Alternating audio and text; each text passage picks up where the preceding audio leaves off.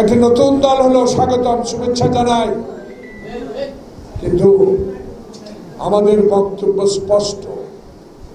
বহুদলীয় গণতন্ত্রের প্রবক্তা ছিলেন শহীদ প্রেসিডেন্ট জিয়াউর রহমান। এই দেশে শেখ মুজিব সকল দল বন্ধ করে এক দল করছে। আমার নেতা তারেক রহমানের পিতা শহীদ জিয়া বাংলাদেশে বহুদলীয় গণতন্ত্র করে দিয়েছে। তাই এই বহুদলীয় গণতন্ত্রের মধ্যেই দল হবে, স্বাগত জানাবো। কিন্তু কতগুলো কথা তাদেরকে মনে রাখতে হবে।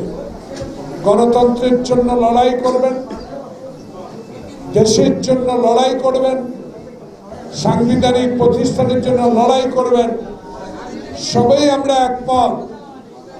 কিন্তু আমরা আজকে দেখতে পাচ্ছি একটি রাজনৈতিক দল সংসদ নির্বাচনের আগে, জাতীয় সংসদ নির্বাচনের আগে ইউনিয়ন নির্বাচন দাবি করছে। আমরা এর ঘোর বিরোধিতা করি। এই কারণে দেশে খোকন মুক্ত রক্ত দিয়েছে একটি নির্বাচনের জন্য। হাসিনার আমলে 2014 সালে ভোট হয় নাই, 18 হয় নাই, 24 হয় নাই, তাই হাসিনা বিদায় নিয়েছে। কিন্তু আবারও আমাদের দেশে একটি ষড়যন্ত্রকারীরা আবার ষড়যন্ত্র করে এই নির্বাচনকে বিলম্বিত করে আবারও কোন ষড়যন্ত্র শুরু করতে পারে বলে বিধায় আমরা বলি অনতি বিলম্বে এই সরকার একটি নির্বাচনের তারিখ ঘোষণা করা দরকার। তাহলে আমরা একমত, আমরা আগে সংসদ নির্বাচন চাই।